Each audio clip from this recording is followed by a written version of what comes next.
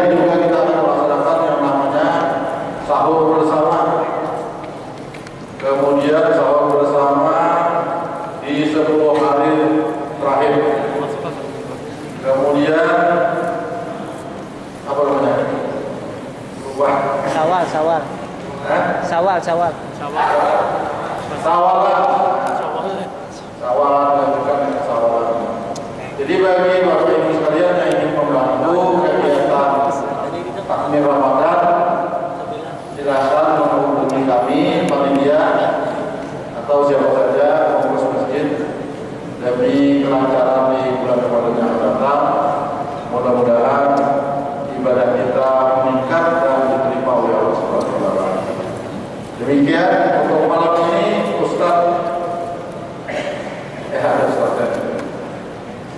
Amanto, jadi harusnya jadwal Ustaz Pak Maswati UTBA, cuma beliau dalam keadaan sakit, mudah-mudahan doakan beliau sehat. Jadi beliau minta izin untuk istirahat dan diminta untuk beristirahat. Jadi alhamdulillah Bapak Ustaz Amanto mau bersedia untuk mengisikan malam ini. Kami persilakan Pak Ustaz. Demikian wabillahi taufiq wal hidayah. Assalamualaikum warahmatullahi wabarakatuh.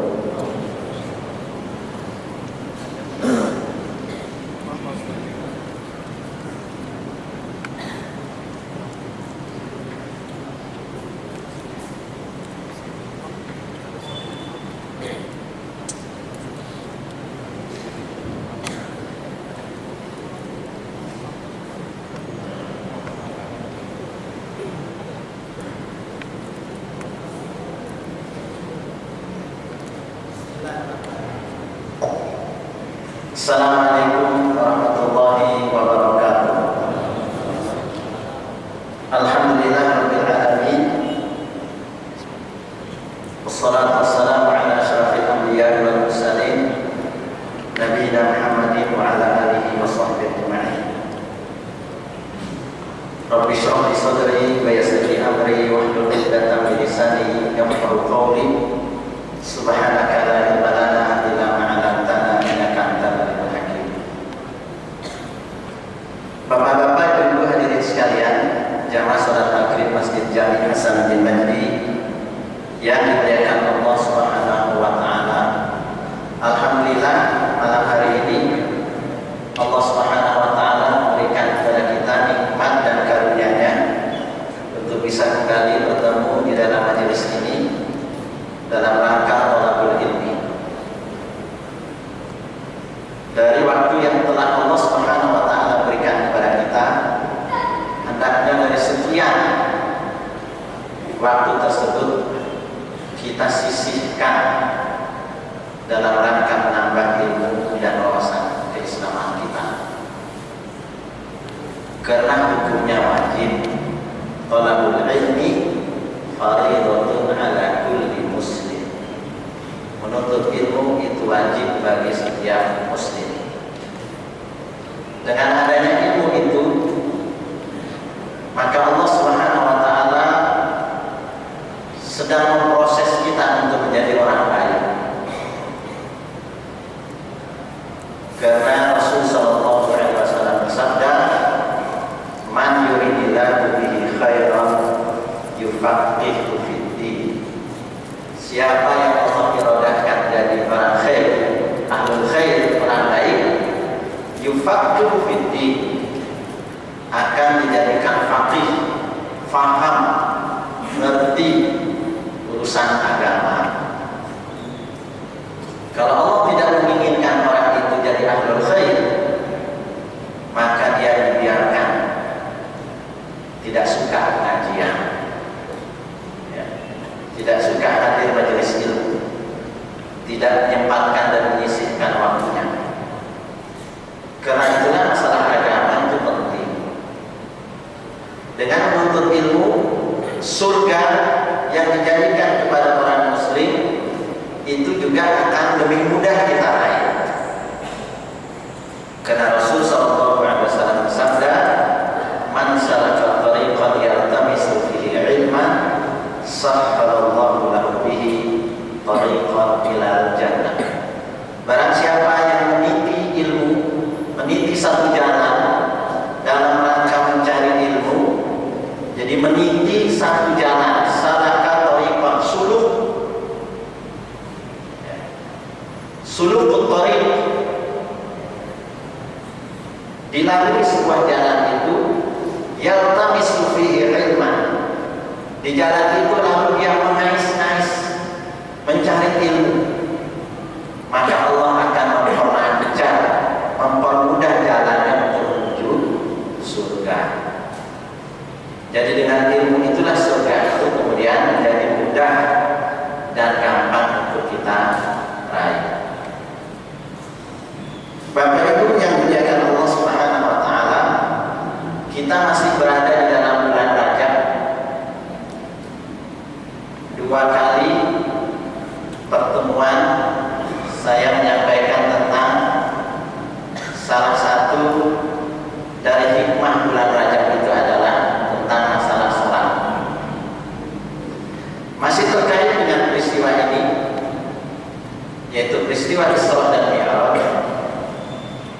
Tatkala Rasul sallallahu alaihi wasallam sudah mengalami peristiwa itu, lalu kemudian kembali pulang ke kota Mekah, lalu kemudian bercerita tentang peristiwa Isra dan Mi'raj itu, maka terjadilah kehebohan.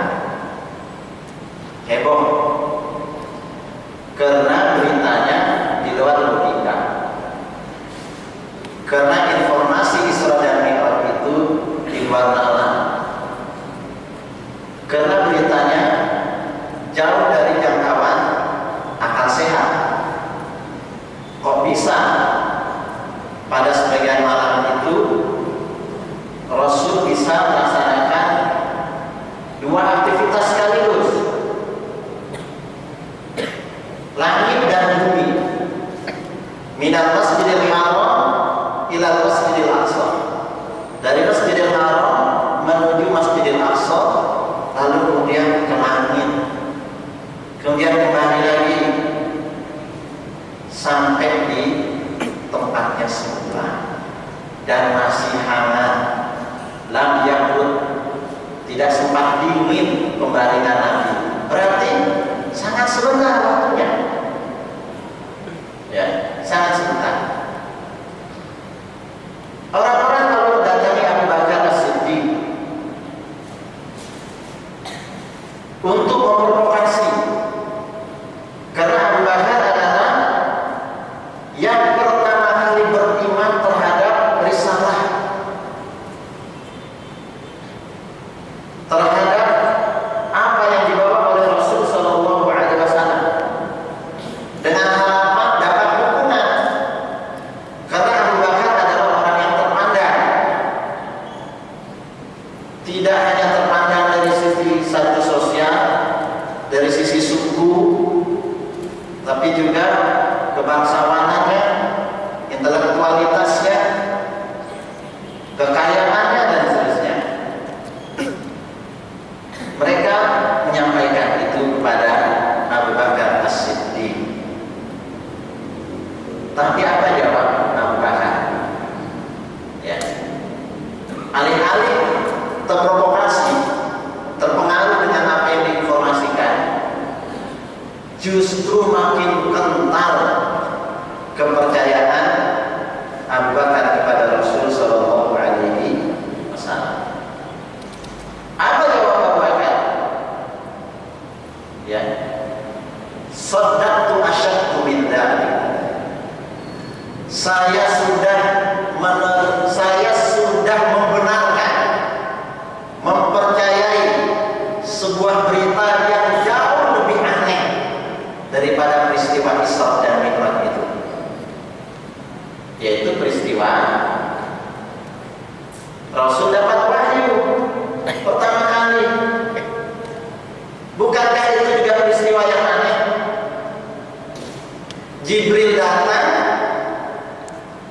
meminta Rasul untuk membaca Iqra, lalu dibaca, lalu disampaikanlah risalah kenabian itu kepada Rasul kita Muhammad sallallahu alaihi wasallam. Tatkala itu disampaikan kepada Abu Bakar, dia percaya. Kalau sejak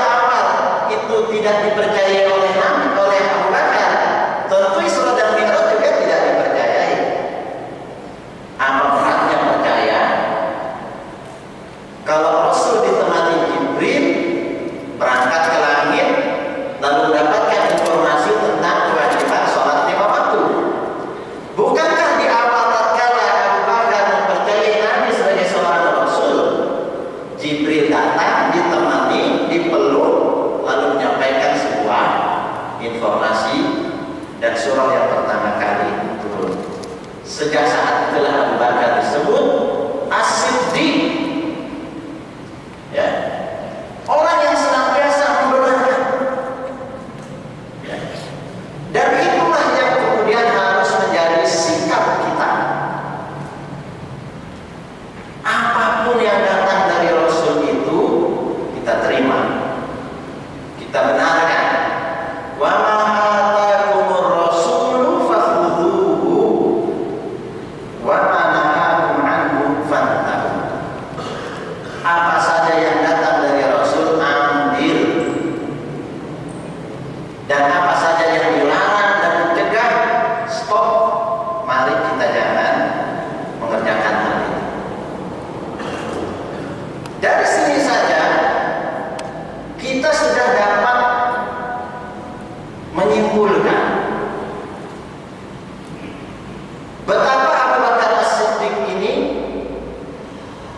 adalah seorang sahabat yang spesial, seorang sahabat yang memiliki sekian banyak fadilah, keutamaan.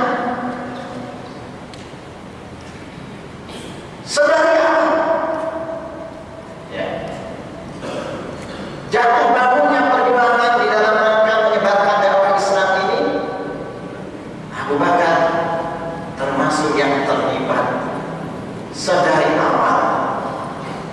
Ya. Karena ada sahabat yang masuk Islamnya belakangan, yang tidak mengalami proses perjuangan yang sangat berat, berdarah-darah. Karena itu di Quran disebutkan, ya, ada orang-orang yang berjuang sebelum Fathu Makkah, min qablil fath,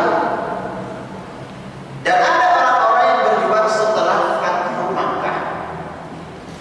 Karena itu sahabat itu juga tabaqatus sahabat. Sahabat itu juga banyak tingkatannya. Nah, Abu Bakar dan seterusnya ini disebut dengan kibarus sahabat. Ya. Sahabat-sahabat besar, bukan besar badannya, besar perannya, ya, besar aktivitasnya. Nah, setelah itu kita lihat bagaimana sepak terjang Abu Bakar As-Siddiq radhiyallahu anhu di dalam rangka menjaga, mempertahankan, berjuang demi Islam. Tidak hanya sedari awal mempercayai, tapi tatkala Rasul sallallahu alaihi wasallam sakit, yang kemudian juga menggantikan Rasul sebagai imam adalah Abu Bakar. Tatkala terjadi penyikapan bagaimana status tawanan perang Badar,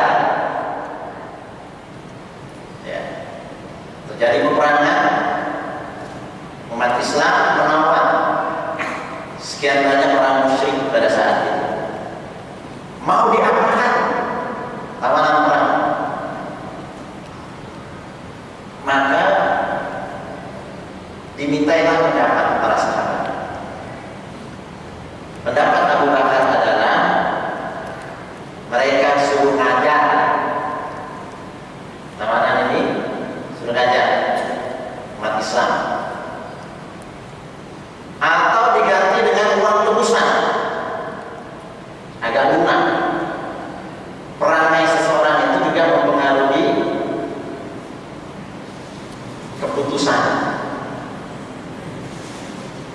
Sedangkan pendapatnya Umar bin Khattab apa? Bunuh semuanya. Semuanya harus dibunuh. Pendapat ini sampai semuanya kepada Rasul sallallahu alaihi wasallam. Dan Rasul sama-sama menghargai pendapat ini. Tapi bagaimana Rasul menyampaikan dan menguatkan kedua pendapat ini? Kecenderungan Rasul sallallahu alaihi wasallam adalah mengikuti pendapatnya Abu Bakar As-Siddiq. Lalu apa kata Rasul kepada Abu Bakar?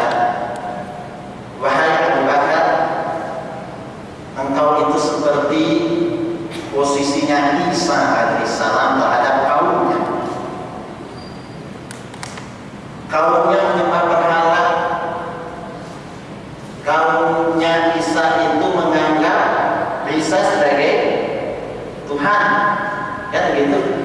Nah di Quran disebutkan, ya,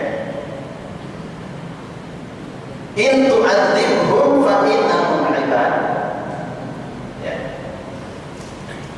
wa in taghfir lahum fa innaka antal azizul hakim. Nah ini ayat yang dibaca oleh Rasul untuk menguatkan pendapatnya Abu Bakar. Pendapat ini seperti perkataan Isa kepada kaumnya dulu, in tu'adzibhum, seandainya engkau anggap mereka itu, fa innahum ibad, mereka kan hamba-hambamu juga. Wa in taghfir lahum, seandainya engkau ampuni mereka, fa innaka antal azizul hakim, sesungguhnya engkau maha perkasa lagi maha bijaksana. Adapun engkau wahai umat,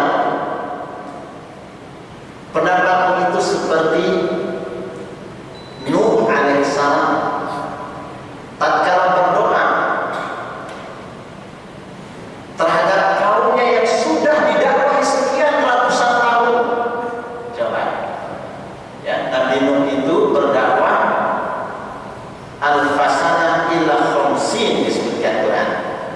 1000 tahun dikurangi 50, 950 tahun. Karena itu Bapak nanti atau Ibu silahkan periksa surah Nuh. Ya.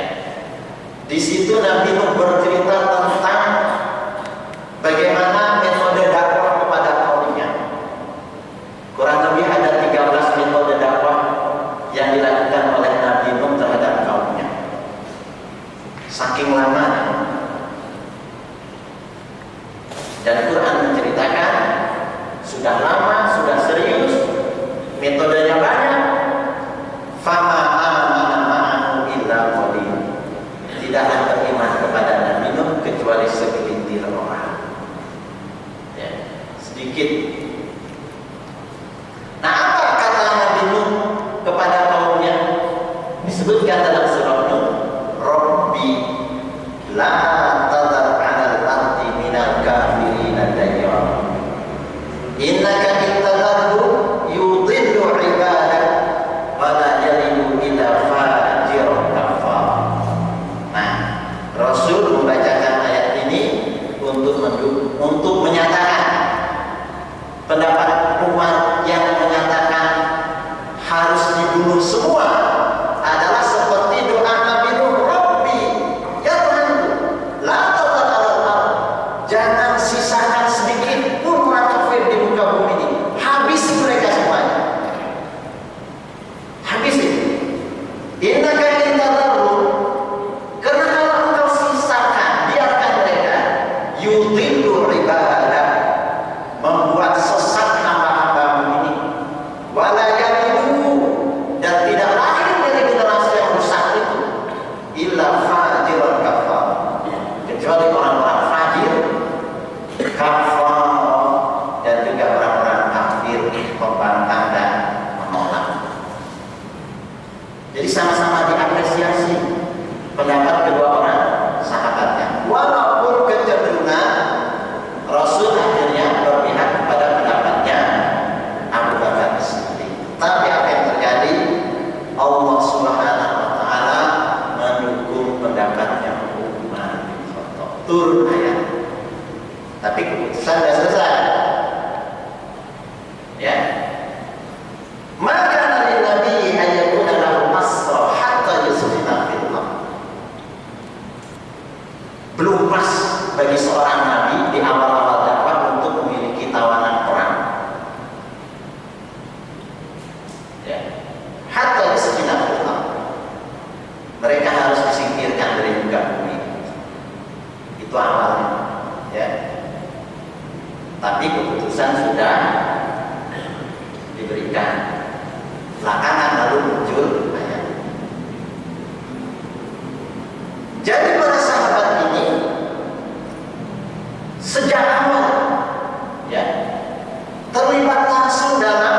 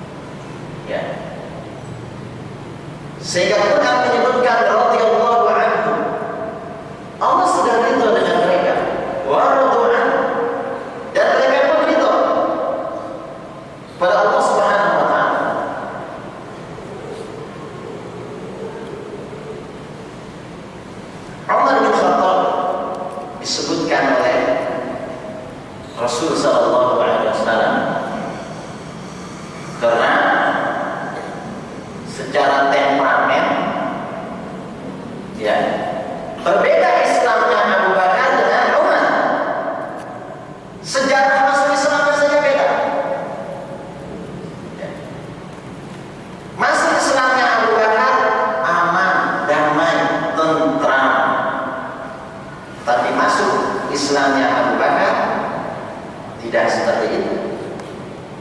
Ya. Justru dia itu bawa pedang, ingin membunuh Nabi pada saat itu, nyari sumber masalah.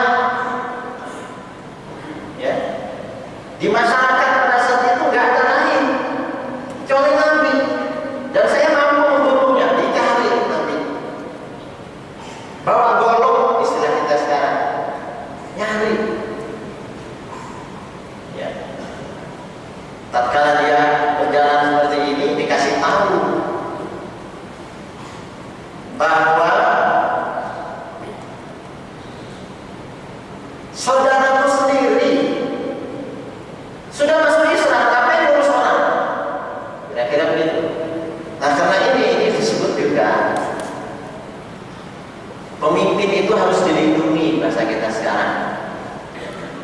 Ya, Nabi kan sebagai seorang pemimpin pada saat itu sangat berpengaruh bagi umatnya. Kalau terjadi apa-apa dengan pemimpin ini, bermasalah bagi dakwah. Karena itu sebelum umat sampai ke tempat tadi, dikasih tahu dulu, dialihkan, bahasa kita sekarang, dialihkan agar dia gak ada di sana. Itu loh, adikmu sendiri masuk Islam.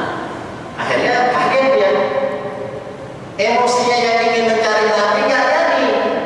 Akhirnya beralih dia nyari adiknya. Ya, dia ketuk-ketuk, didobrak rumahnya.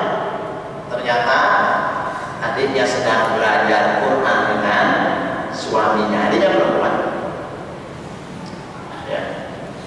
Dan ada satu orang guru pada saat itu di dalam rumah, sembunyi. Begitu dengar suaranya Omar, marah dia, dipukullah adiknya, terluka adiknya. Padahal perempuan, timbullah rasa ibanya tatkala melihat adik kandungnya terluka. Ya. Dan jatuhlah apa yang sedang dipelajari pada saat itu, dan ternyata lembaran beberapa ayat suci Al-Quran. Singkat cerita, tidak jadi dia mendatangi Nabi dengan membawa golok, tapi peristiwa tatkala dia memukul adiknya berdarah, lalu kemudian terlihat lembaran Quran, itulah yang kemudian hidayah Allah turun kepadanya. Akhirnya dia minta untuk dibawa kepada Nabi, tidak lagi sebagai pembunuh, tapi sebagai orang yang nantinya membela Islam. Dan ini adalah bukti bahwa doa Rasul itu makbul pada saat itu. Jadi apa doa Nabi? Allahumma a'izzal Islam bi ahadil umaraini. Ya Allah, berikanlah Islam ini kuat, izzah, dengan masuk Islamnya dua orang umar. Nah, yang diharapkan oleh Nabi itu adalah Umar bin Khattab dan Amr bin Hisham Abu Jahal. Itu yang diharapkan. Satu saja, bi ahadil umaraini, salah satu dari dua umar. Ternyata yang masuk Islam adalah Umar bin Khattab dan Abu Jahal tetap dalam kejahilannya. Nah, jadi gak mau kalau kita doa, ya, mendoakan orang kuat, non muslim, ya, agar dia dapat hidayah seperti Rasul mendoakan. Ya, silahkan. Nah, karena itu umat punya sifat, ya, seperti itulah sejarah dia masuk Islam, sehingga itu terbawa di dalam kehidupannya. Ya. Karena itu yang sering diungkapkan oleh Umar adalah, ya Rasulullah, da'ni adribu unuqa hadzal munafiqin. Ya Rasul, biarkan saya penggal leher orang-orang munafik itu. Sementara kita tidak pernah dapatkan ini dari Abu Bakar atau Utsman. Ya. Adapun Utsman bin Affan sudah diceritakan subuh tadi. Ya. Oleh Ustaz Masudi tentang apa? Utsman itu punya sifat malu.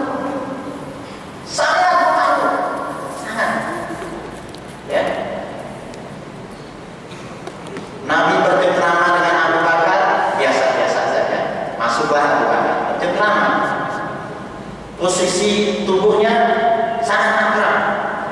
Masuklah Umar, Nabi nggak merubah posisinya. Begitu masuk Utsman, Nabi merubah posisi. Lalu ditanya, kenapa Anda merubah posisi Anda? Abu Bakar masuk biasa, Umar masuk biasa. Oh, ini lain yang masuk Utsman. Malaikat saja malu, ya, malaikat saja malu terhadap Utsman. Sedangkan Umar, kata Rasul, jin dan setan lari ketemu Umar. Ya, jin dan setan lari. Ya Umar, kata Rasulullah, masalah tertariqan illa salaka syaitanu fajjan ghairu fajji. Wahai Umar, tidaklah engkau melewati satu jalan atau gang kecuali setan-setan dan jin yang ada di situ lari semuanya mencari jalan lain. Karena itulah kalau Rasul itu ngobrol dengan istri-istrinya, lalu Umar menutup pintu, itu istri-istrinya Nabi juga pada lari. Padahal itu istri Nabi kan. Memang salah satu istrinya adalah anaknya yaitu Hafsah. Nah, inilah sahabat itu. Bagaimana kedudukan sahabat? Ya, cerita ini terang benderang di Quran dan Sunnah. Ya, tiba-tiba ada orang yang melecehkan mereka semuanya. Ya, tiba-tiba ada orang yang sama sekali tidak memandang apapun kedudukan mereka itu, seolah-olah nggak ada sejarah itu. Ya, nggak ada peran Abu Bakar dalam dakwah Islam ini, nggak ada perannya Umar yang seperti itu sejarah hidupnya. Nggak dianggap Utsman yang pernah menikahi, ya, anak Rasul Sallallahu Alaihi Wasallam. Sampai kemudian Rasul menyatakan, la tasubbu ashabi, jangan sampai pernah mencaci maki sahabat.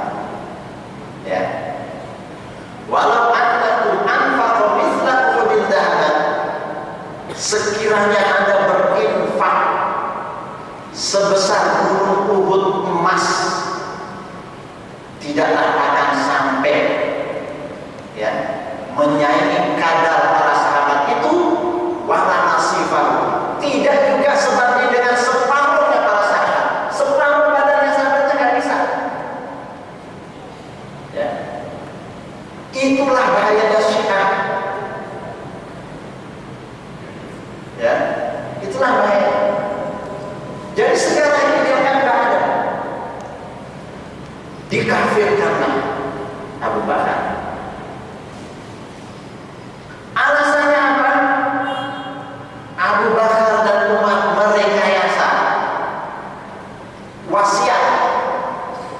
Sebelum Rasul wafat, konon Nabi ini memberikan wasiat bahwa Ali yang menjadi menantunya itu, ya, sebagai khalifah pengganti Rasul Sallallahu Alaihi Wasallam.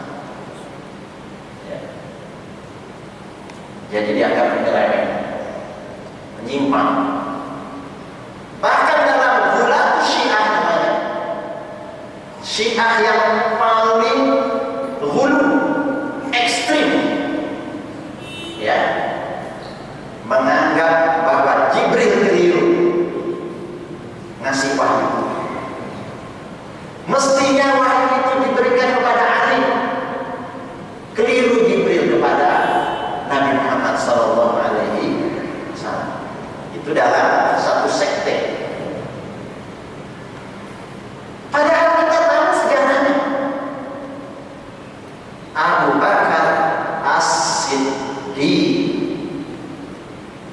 Abu Bakar yang selalu jujur.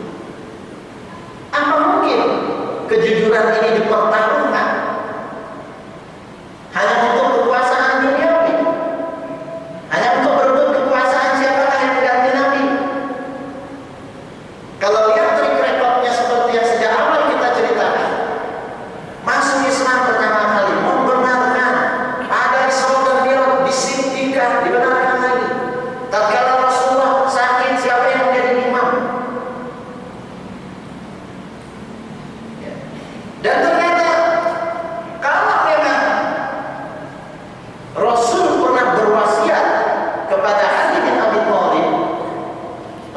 seorang khalifah.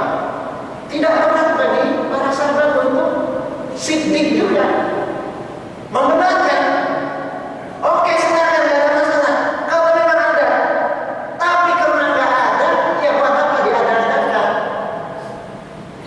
Karena tidak pernah ada pesan itu. Ya. Nah, jadi sekali lagi, Syiah yang ada ini banyak menyelewengkan sejarah. Ya. Karena itulah lalu kemudian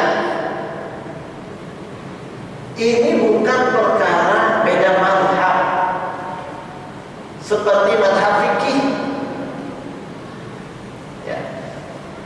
Yang disebut dengan firqah atau firq atau aliran sempalan. Ya. Perbedaan itu bukan pada masalah furu'iyah, fiqhiyah, ijtihadiyah. Ya, bukan masalah itu. Aliran itu disebut menyempal dari mainstream umat Islam.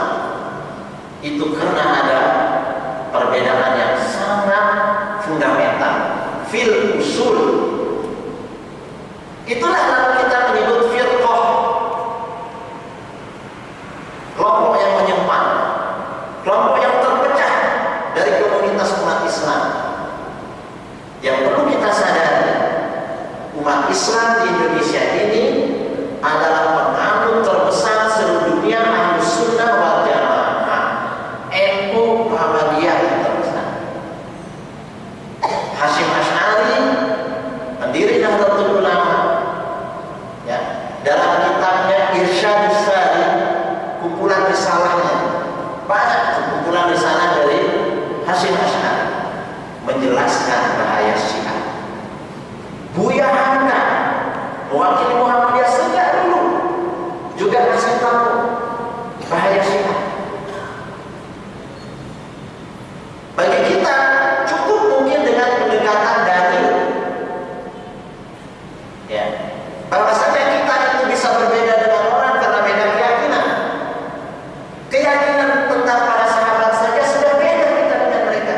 Dikafirkan seluruh sahabat kecuali hanya beberapa orang, apalagi Aisyah, apalagi Hafsah, anaknya Abu Bakar dan Umar, kena juga. Mereka menyebut dalam kitab-kitab mereka penzina. Ya. Jadi kalau menimbang dan mengukur sejauh mana ajaran itu sesat atau tidak, dilihat apakah yang membuat kita berbeda itu masalah fikih, ijtihad, furu', atau masalah pokok ajaran Islam ini. Yang kita sebut pokok ajaran ini adalah tatkala berbicara tentang masadir asy-syariah. Sumber syariat ini dari mana? Kita bisa sholat, zakat, puasa, haji, berislam ini kan bukan main-mainan, bukan kita bikin sendiri.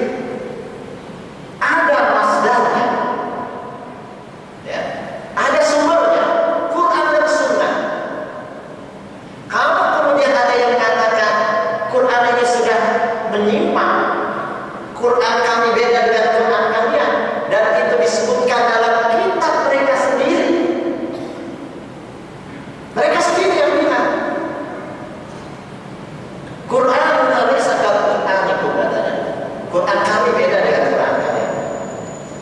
Mereka menyebut mushaf Fatimah. Sahabat ini adalah sanadul Islam. Yang menanggung beban Islam ini kan para sahabat. Lalu kemudian dianggap tidak ada, dikafirkan. Berarti ini bukan masalah sepele. Hadis Bukhari Muslim nggak ada, kami punya hadis sendiri. Kami punya tokoh hadis sendiri. Ya.